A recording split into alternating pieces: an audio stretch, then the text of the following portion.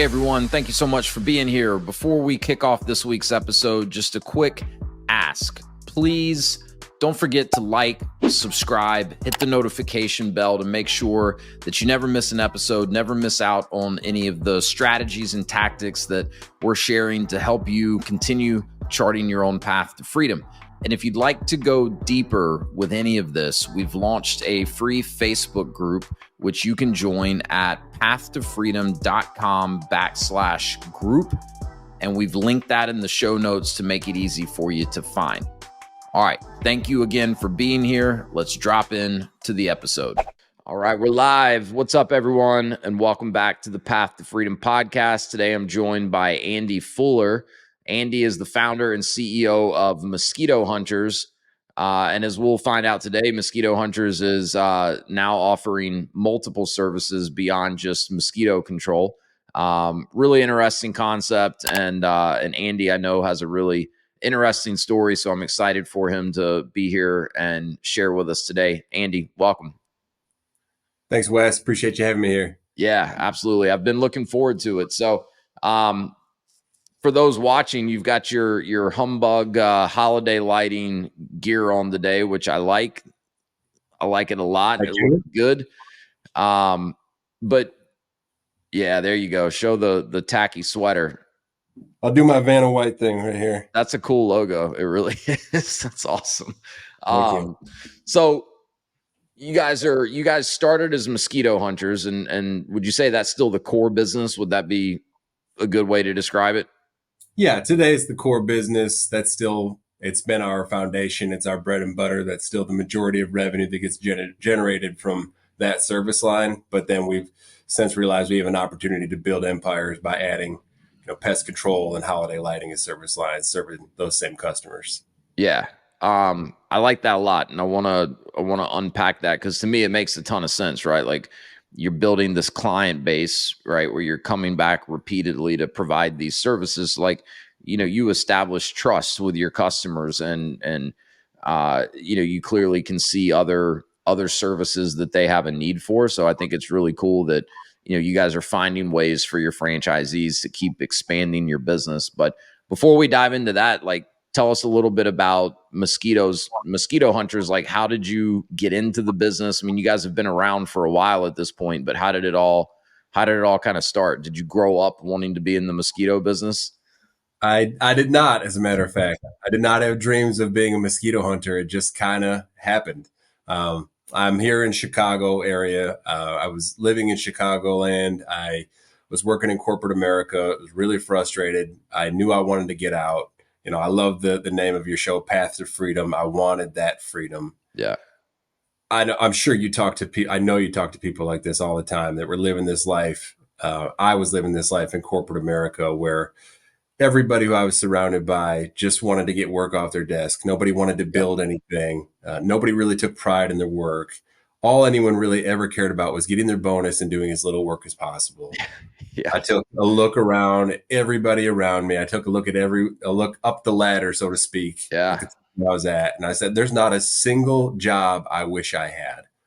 There's not a single person here who I really admire culturally. And there's no one who I hope to aspire to be.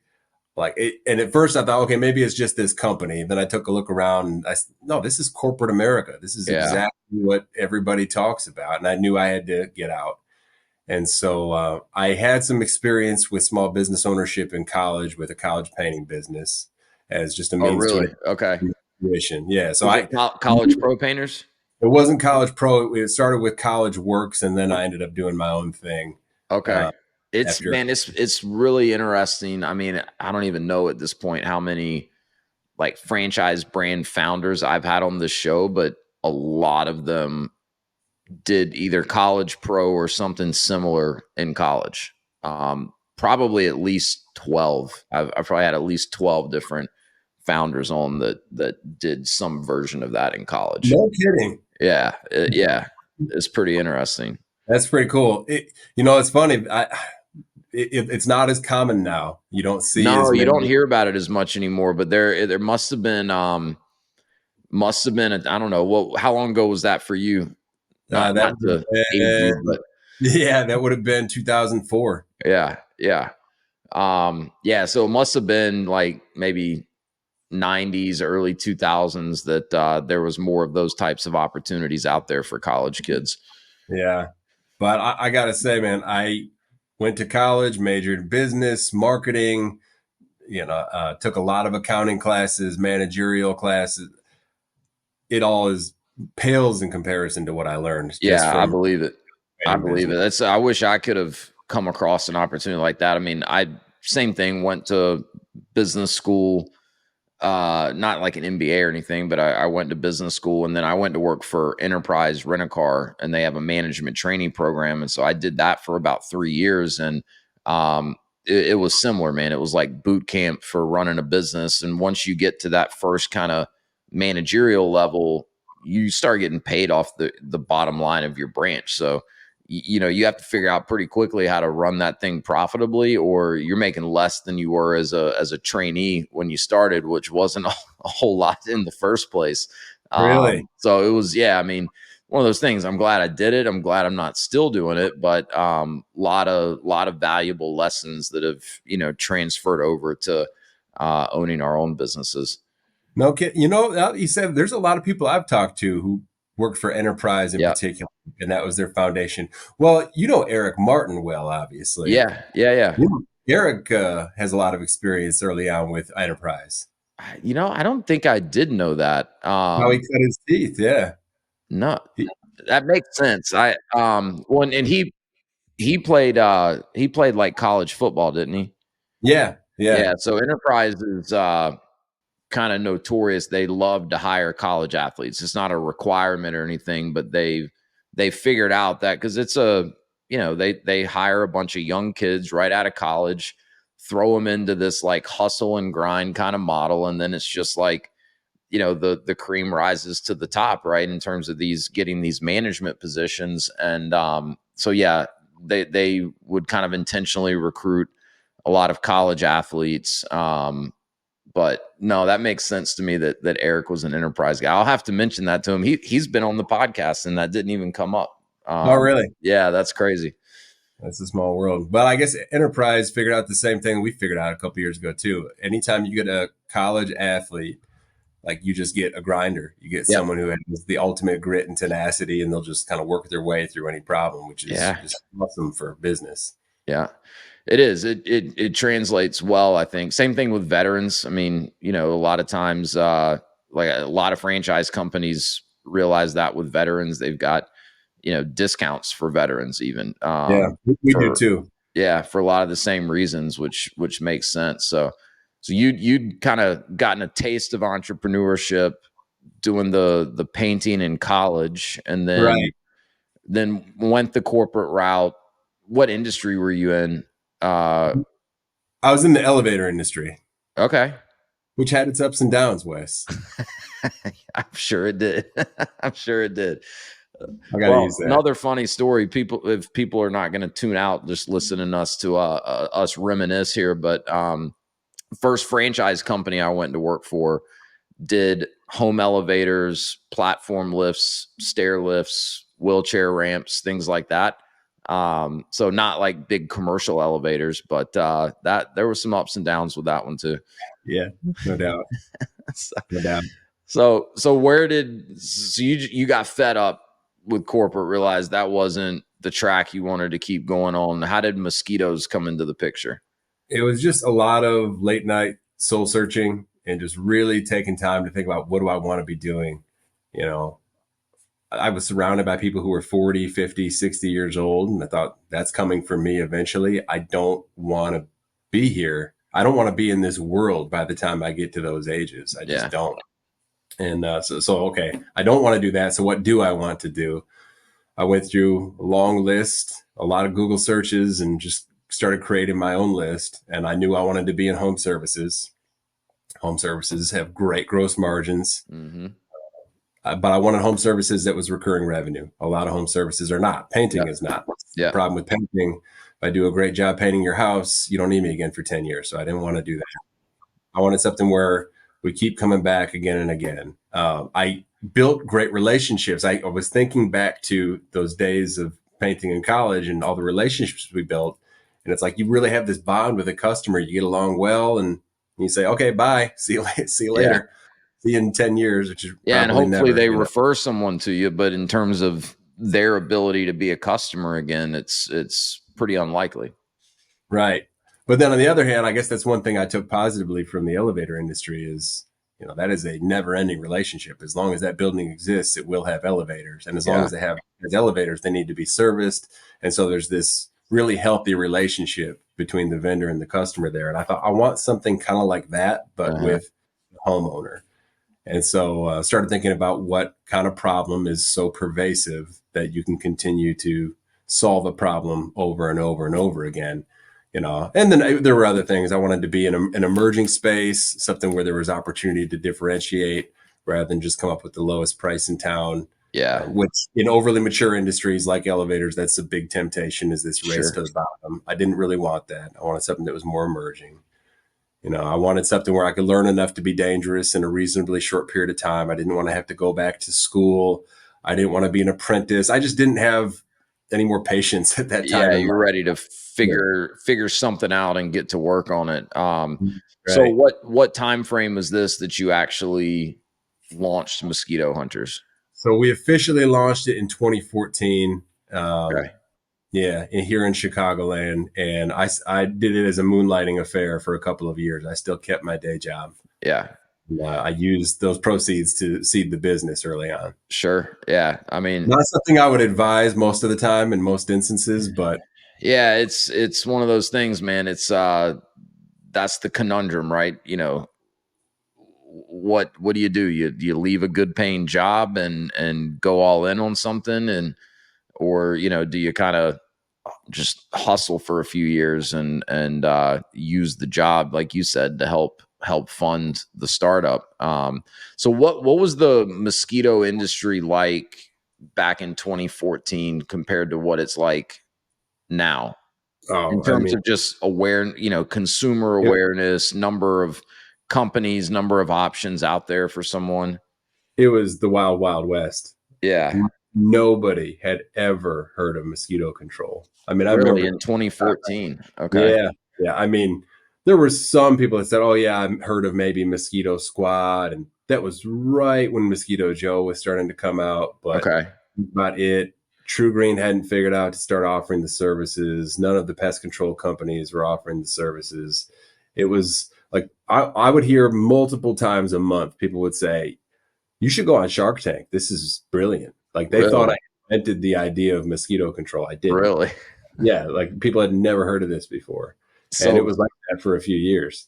interesting. So what was that learning curve like in terms of you educating yourself on how to do it? What are the different ways, product to use? Like, how was that process? We'll get right back to the episode, but I wanted to quickly share a free resource with you. If you're curious about franchise ownership and want to learn more about how countless people, including myself, have leveraged franchising as a way to create more freedom for themselves and to take control of their livelihood, I've put together an ebook. It's called Franchise Wealth Creation, and it's the perfect starting point for anyone that's just curious to learn more about this whole franchise thing and how I've helped hundreds of other people navigate all the steps involved in understanding and researching franchising.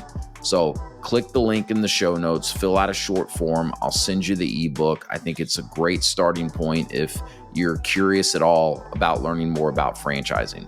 All right, let's get back to the episode. That was a pretty streamlined process and still is today. I got to say, most states, it's a pretty simple process to learn enough to be dangerous, to learn Yeah. enough to be effective, learn enough to do it responsibly. So it's actually not literally dangerous. So Right. Yeah. products the right way.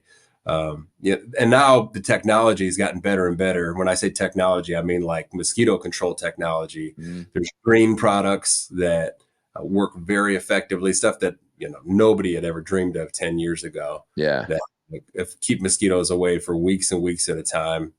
Truly organic. There are products like the smart repellent system that will attract mosquitoes. They will carry the product within that that system. So it's like it's spores, it's fungus. It gets on the mosquito, and then they carry it And then they with. carry it back. Exactly. So it's like friendly fire everywhere the mosquito goes to breed. That's So that wild. way the mosquitoes can't breed. And it's, yeah, pure proxiphen's the active ingredient. The World Health Organization calls it safe to drink.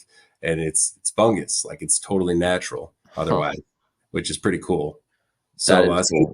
Yeah, because I mean, I imagine what 10 years ago there wasn't nearly as much concern around, hey, are these products organic? Are they good for the environment? Are they there's I mean, there's a lot more attention on that in any type of product these days. yeah. I mean, I'm in Chicago, so there's always been a good bit of that for as long as Okay. I've been in it. I'd say it is more though. You're right, Yeah. it is more now, but we've always had organic options. They just didn't work very well. 2014, it was use a garlic based product, and it would last for maybe 48 hours. And it smelled terrible, and everybody Yeah, I was complained. gonna say It was organic, I made your yard smell funny. right? But now there's stuff that actually works, which is really cool, and the market's demanding it. And credit to the manufacturers and distributors, they're coming up with really good technology that we can use to get the job done right. So you landed on mosquito control, went into business in 2014. I mean, where was your head at that point in terms of, were you just looking for a way to, like you said, you moonlighted it for a few years. Was the goal just, hey, build this business up to where I'm making similar money to what I've been making in my corporate job so I can get out of corporate? Were there aspirations to build something bigger? Was franchising even a consideration that early on, or at what point did it come into the picture? Yeah, it was a consideration really early on, but I got to say, I also knew nothing about franchising whatsoever. Yeah. I just knew that I've always felt this connection with the small business owner. I feel like it's my Mm. tribe, it's my people. Anytime I'm talking to somebody who owns a business, I love it when I'm on a plane and I'm sitting next to somebody and I find out they own some business. I don't care what it is. Like I want to hear about what it is. I love talking to them. I love, that's what I love so much about franchising is I work with small business owners across the country every single day. Yeah. We're all fighting the same fight, trying to solve the puzzle together, build something special. It happens to be the same thing. We're just doing it in different parts of the country. Yeah. And that's what attracted me to franchising. I just had to figure out how to do it. Yeah.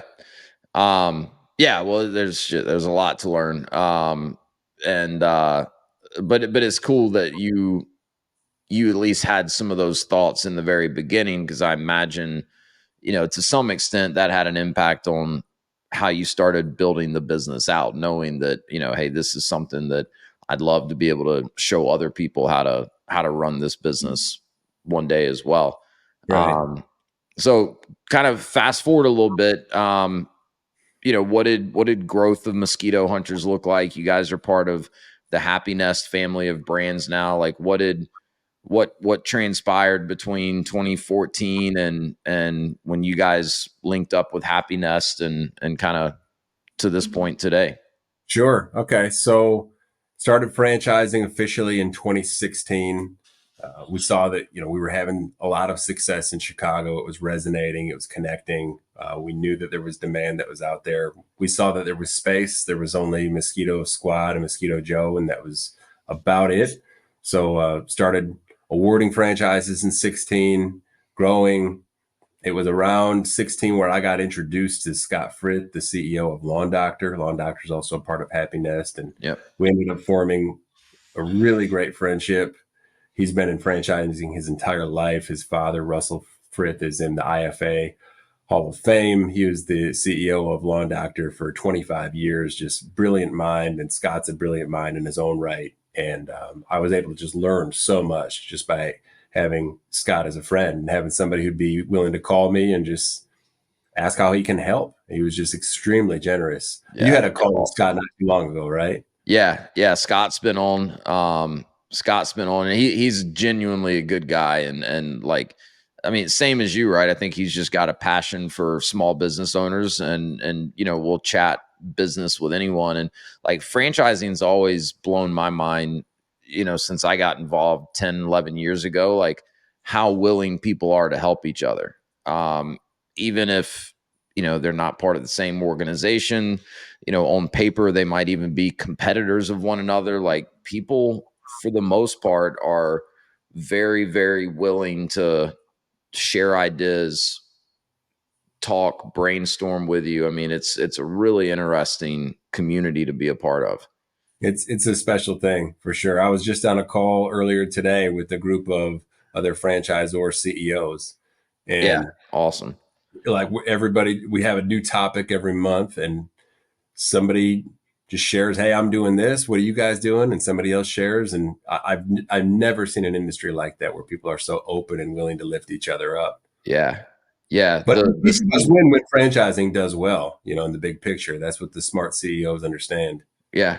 Yeah. The founder and CEO of the first franchise brand I worked for ended up with like a mastermind group with 7 or 8 other founders. They'd all started franchising their businesses around the same time. And I mean, that was probably 13 years ago or so that those guys linked up. And numerous of them have kind of had exits at this point and have moved on to something else, but like, they still, that entire group still gets together. And um my CEO actually put me in touch with one of the other CEOs in his group for a job opportunity that he thought I would be Really? good for. And I always give him a hard time. I'm like, "Oh, you tried to get rid of me by passing me off to Alan," but he kind of recognized that I'd kind of hit a ceiling with that company where I could go. And yeah, it's very different type of community than what you see in most other industries, where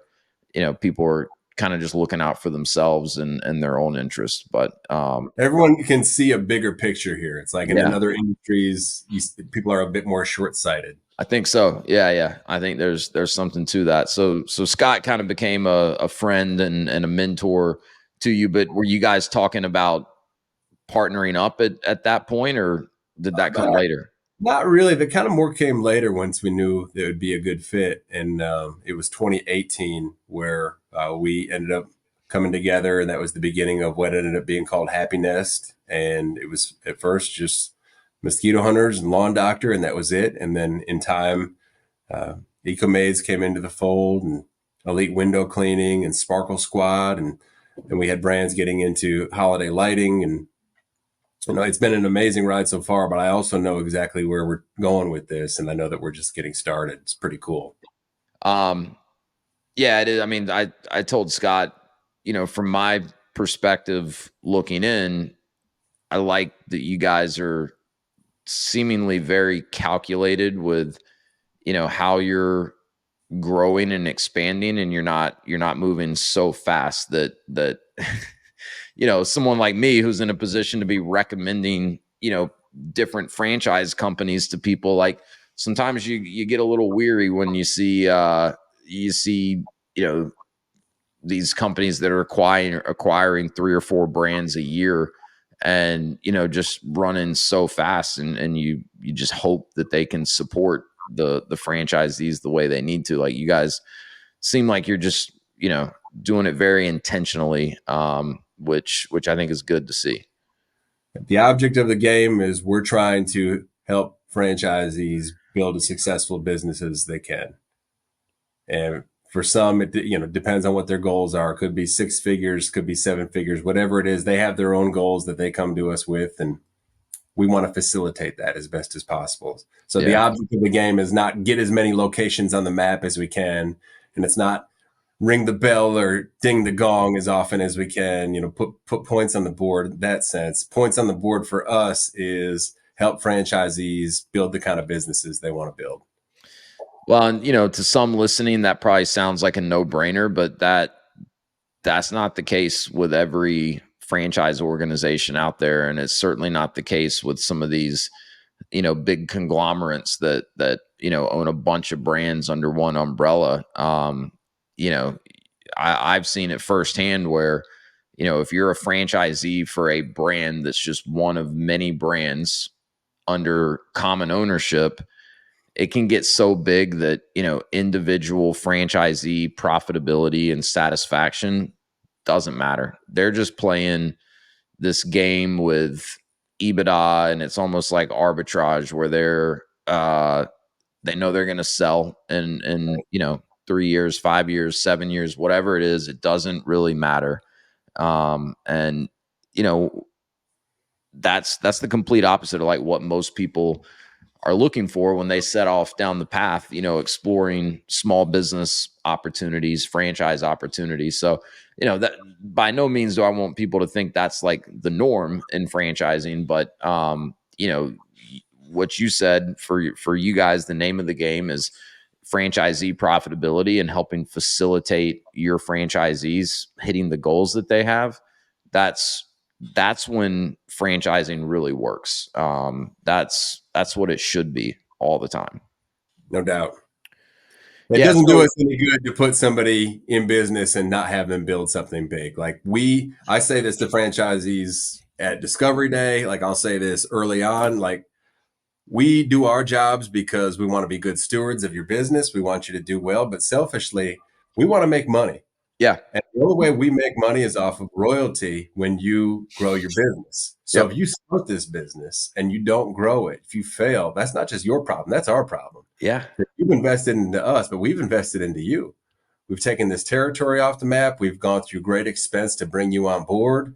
Like, what good is it to us to have you start this business only to fail? We're very much literally invested in your success. Yeah. It's a mutually beneficial relationship for sure. I actually spend a fair amount of time, educating the people that I coach through this process on that, if it's something they're not as familiar with, so that they understand some of the dynamics here, right? Like the good franchise companies aren't going to sell a franchise to just anyone, right? They're going to award a franchise to someone that they've gotten to know well enough, and they feel confident that they have the right mindset, the ability to come in and build the type of business that you would want them to as your franchisee. And that, they're going to be a good fit culturally and all that. But I think a lot of people don't grasp the concept, or they just don't understand enough to know that, like, yeah, when you're awarding 2, 3, however many territories to someone, like that's land that you're giving them to go develop. And if they don't do that, that's kind of wasted opportunity for you as the franchisor. So you have to be somewhat selective. Absolutely. That was a real turning point for me in my education as a franchisor, is just like saying no. Yeah. In somebody who is maybe a good person, somebody who you'd like as a neighbor, somebody who you'd like to have a beer with or something, but they're not the right fit for the system and they're not going to be successful. And it's uncomfortable when it happens. It's Yeah. every once in a while it happens though. And it's in everyone's best interest when, you turn somebody like that away, because if they fail, it's bad for them. It's bad for us. It's lose-lose. We want to avoid it. Yeah, you delay maybe one uncomfortable conversation for many uncomfortable conversations if you let Yeah. that person pass through when they're probably not a good fit. Yeah. So yeah, it's a hard thing for franchisors to do. Like how have you guys evolved since you start? Like, have you changed what you're looking for in a franchisee much since you first started? Yes, I'd say so. Yeah. I'd say as the industry has changed, meaning like mosquito control, and as that service line has changed, we've Uh-huh. changed our model. And we've changed that model because we wanted more of a certain profile of a business owner that we want as a franchisee. There was a time where we would bring in someone who'd say, "Well, I want mosquito hunters because I want to take the winters off. I want to travel. Mm. I want to do X, but I want to run a business 6 months out of the year, and then I want to do nothing." Um, and then we've got this other subset of franchisees, like the top third of franchisees, the top half even, that say, "I want to build an empire. I Yeah. want to grind. I want to grind really hard. What more can I do to make this business bigger, more profitable, faster? How can I bring on more team members? How can I delegate more responsibilities? How can I help more people grow within my business, et cetera?" And we said, how do we find more of them? For us, we found the way to do that was to add on service lines. So we added on pest control. That was like the obvious one. So we're coming out there to solve mosquito problems. We were doing tick and flea for a long time, but that was it, just outside the home. But then we realized these customers know us, they like us, they trust us. They're going to pay somebody to solve their problems for their other bugs, their Yep. ants, their spiders. They're going to pay somebody to solve problems with their rodents. Why not us? And then along those lines, when we're talking about pest control and mosquito control, we realize there's a whole different avenue with commercial accounts. So there's that. Mm-hmm. That It's we, huge. we want franchisees who appreciate that opportunity. And then, of course, what I'm rocking here today, Humbug Holiday Lighting, is a great service line in that it's highly profitable, Yeah. way profitable than any other kind of home service business that I've come across. It's something that also is renewable. What I love about it is that it comes on time every single year, which you don't always see with other outdoor home services. The Yeah. weather impacts too much of your service. It doesn't matter. Warm market, cold market, a warm winter, cold. It doesn't matter. The holidays come on time, which means we always do our installations on time and we take them down on time, which is pretty nice. And then a really great attractant with this as well was that it helps us keep our best and brightest technicians. And for Yeah. years, that was just like a necessary evil of being in the mosquito business is you're going to build teams, you're going to build the best and the best and brightest are eventually going to realize they can get a job somewhere else where they can get paid consistently Whole 12. year round. Yeah. Yeah. It's not Yeah. that That's hard. always, and I'd like your take on this. And I mean, you guys have solved for it with adding these additional service lines, but before when it was just mosquito hunters and some of the markets where it was more seasonal, because that's a concern I imagine some people have with that type of a home service business is it's seasonal and it's difficult to build any sort of a long-term team because you're going to have to kind of lay people off. Like, were there any strategies that you guys figured out to, maybe not necessarily keep people employed in the off season, but make sure they came back to you when the season was ramping back up? Or did you really just kind of have to start building the team from scratch at the beginning of every season again? For the most part, we just had to rebuild. There'd maybe be one or two that would come back each year. You could handpick one or two technicians and where you really have a deep relationship and make sure that they stick around. But people have jobs for a reason. They have bills they need to pay. Yeah. And the best way to keep people is to keep them working, keep them fed. And, we never really had a true solution until we were able to have a model that enabled 12 months of revenue. So now that we have that, it solves the technician problem in a huge way. And it also attracts really, really high caliber business owners, which is something that's so important to us because that really Yeah. means bring our house out of bricks. Yeah, for sure.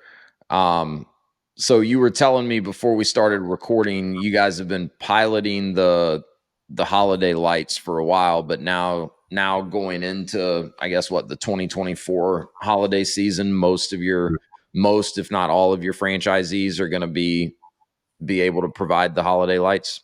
Right. We retroactively offered the service line to franchisees who came in when it was just Mosquito Hunters. Okay. And so a majority of them invested into that service line. And then moving forward, starting at the beginning of 2024, more or less every new franchisee who came on with this 3-in-1 model, understanding that this isn't just the mosquito business, it's the pest control business, and it's the holiday lighting business, all rolled up into one franchise. And so that's what they're doing. So we do two different sessions. One is where you come out to Chicago and we train on the mosquito hunters business and we get into pest control. And then we have another session where you come out. We did it in August this past year, but it's in the summer each year. For we holiday lighting. Train holiday lighting. So we get a bunch of folks out in the neighborhood, Inverness, Illinois, the suburbs of Chicago. We had to go to a community college to rent out their auditorium there to have the training space. Nice. We had some presenters on sales techniques and how to use the equipment and how to manage employees, how to run proposal, like the whole thing, just exactly how to run the business. We had that training there with everybody from the year kind of coming into that one session in August, which was really cool to see. What is the inventory management component of that with the holiday lighting? Are the franchisees ordering a predetermined amount of inventory based on what they think the demand is going to be? Are you guys kind of centralizing that for them? Because that to me seems like one of the more challenging aspects of holiday lighting. There's so much to like about that business. I mean, the demand is off the charts. Like you said, the margins are phenomenal. The inventory part seems like it'd be the most challenging aspect of it. We'll get right back to the episode in just a minute, but if you've been considering business ownership, if you're already a business owner looking to expand and you're curious about franchising, I'd love to connect with you, answer any initial questions that you have, talk about a specific franchise, and detail the exact process that I use and have taken hundreds of people through to help them understand franchise ownership, find the right franchise for them, and conduct the necessary due diligence. Click the link in the show notes if you'd like to schedule a free, no obligation strategy call. I look forward to talking with you. And now back to the episode. That was something that we ran into in the pilot early on. And so we had it in the pilot. It was our franchisee in Florida, a franchisee in Georgia, and another franchisee in Texas. And then I was working with them. And we were able to learn a lot and realize of those who are in this space now, what are they doing right? What are they doing wrong? And across the board for every mom and pop holiday lighting company, their biggest mistake is they were offering way too many things. You ever see like Bar Rescue or one of those like restaurant renovation shows? Yeah. And they always say the same thing. They say there's too much crap on your menu. Yeah, too much going on. Way too much. It looks like a phone book. It's the same thing with all these holiday lighting companies across the country. And so we kept saying over and over in the pilot, this is Jimmy John's. This isn't the Cheesecake Factory. This is Jimmy John's. In fact, like Cheesecake, I don't even go to Cheesecake. Like my wife and daughter love that place. I'm like, no, I can't decide what I want. There's too many options. It's overwhelming. Too many options. No, thank you. And like you can't specialize in anything if you're going to offer that many options. Yeah, never. Cheesecake, but that's the name. Yeah, but anyway, that place has always blown my mind a little bit. But no, to me that makes sense. So what is what's the focus or the specialty for Humbug when it comes to the holiday lighting? We realized that most customers will call in not knowing exactly what they want.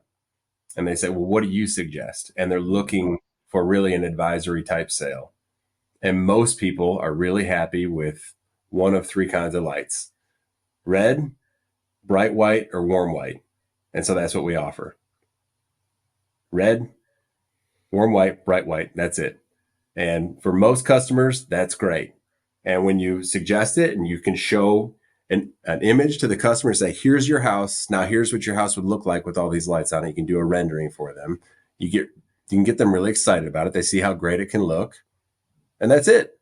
And maybe a couple customers will say, no, I really wanted chartreuse, or I really wanted to have, these platinum bows that you don't offer. And I wanted to have, purple wreaths or something like that. You say, oh, that's fine. This isn't for everybody, but this is what we offer. The same way, how many people think of Jimmy John's, right? How many people have said to Jimmy John's over the years, you guys should really have like a toaster oven. Yeah.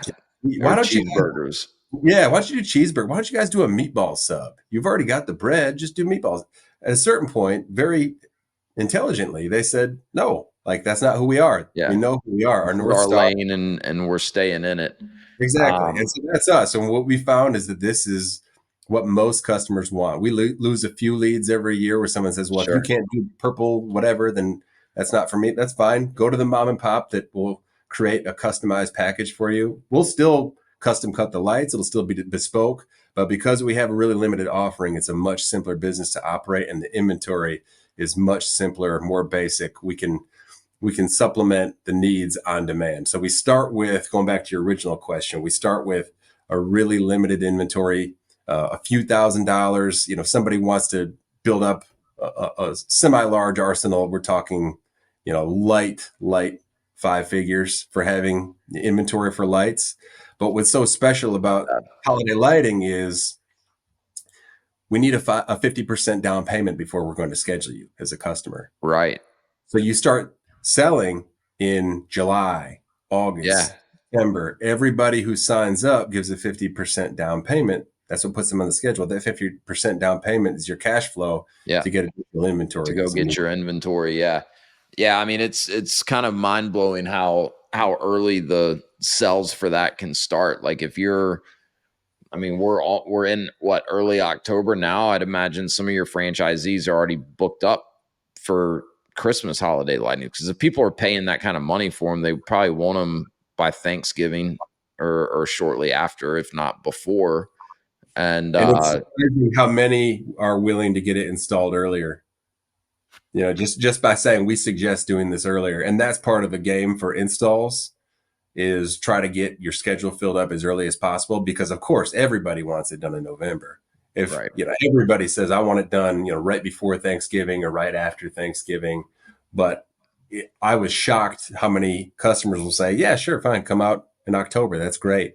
Which means we can keep our guys busy. We're doing installs every single day, and that means we have open bandwidth to take on new customers in November. So that's really what the game is with holiday lighting. So that way you can maximize daylight wherever you can. yeah, interesting, interesting. And so with your model, your franchisees own the lights. They're essentially just renting the lights to the Yes, customer. They set them up, they come back, take them down, and then you put them up in storage until next year. Is that the model? exactly. So the customer does not own the lights. That's a really important distinction, Yeah. because, that ends up being, depending on pricing and whatnot, we're talking like 20, 30% that gets added to the bottom line in year two and beyond, Right. Yeah. because you don't have that light expense. You've got some sundries, zip ties and clips and things like that you'll need on the job in year two, but nothing compared to the cost of the lights. What's expensive about the lights is the bulbs, but you've already got the bulbs. The bulbs aren't going to last forever, but in most cases we're seeing they're rated for anywhere from like 4 to 7 years until they need Okay. to be Yeah. replaced. Yeah. That's really interesting, man. What do you think this is going to do to the business long term? Due Having all to these services under one, and you're attracting a totally different caliber of owner that's just thinking differently, probably thinking bigger. Like, where's this thing going? It's going to help people build empires, which is exactly what our franchisees want. And it's exactly what I want. It's what our team wants. We want people who want to take the world by storm, who want to put a dent into their local communities and be that iconic, instantly recognizable brand. Whether it's mosquito control, pest control, holiday lighting, they want to be a force to be reckoned with. Those are the kind of franchisees we want. And this is what this enables us to do. And learning so much about this industry over the past few years, talking about holiday lighting, like it's been a really good business model for a long time, but nobody's really figured this out yet, because they said, well, yeah, it's a great business 3, 4 months out of the year. Right. What do you do the other parts of the year? Well, we already know what we do the other parts of the year. Yeah. The Yeah. Yeah. question You for had us this is, kind of gap that you needed to fill for that part of the year. And it makes perfect sense. Like, what do you see in other mosquito companies? Are they doing similar things? Because I mean, that's always been a challenge for any of the mosquito control companies, right? Is the seasonality and how to offset that. Are any of them getting into some of these other services? Are you guys leading the charge on that? I know that there are others that are getting into pest control. I think that some others are starting to dip their toe into holiday lighting to an extent. I don't think any of them have kind of what we have. They don't have any kind of brand that's recognizable like this. And there's a But lot. I mean, just hearing you talk about it, like there's a lot more to it than one probably thinks. Like figuring out the supply chain, figuring out the timing, even like the market research that you did, right? Like what do people actually want? And let's not overcomplicate this thing. So it sounds like you guys are, years ahead of probably some of these other companies that are maybe just starting to test the waters of adding holiday lights. we've learned that if you're going to do it, you got to take a full swing. You got to be really Mm, serious about it. It can't be a icing on the cake type business situation with holiday lighting. And so, like, if yeah. you go to our website, mosquitohuntersfranchise.com, you see we have a co-branded vehicle.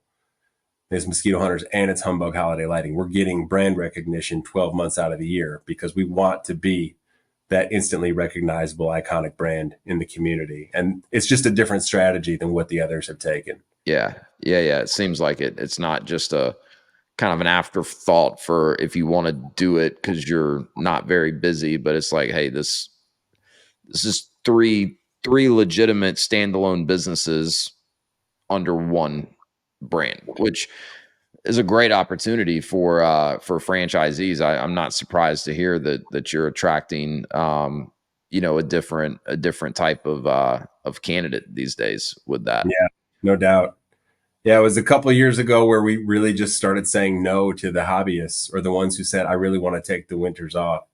Not that there's anything wrong with that. If that's what you want, more power Sure. to you. I'm sure there are other brands that are out there. It's just not a match for what we have. Yeah. Yeah, man. Well, dude, this is fascinating. I didn't know, some of your story, and so it was really cool getting to hear a little bit of the backstory.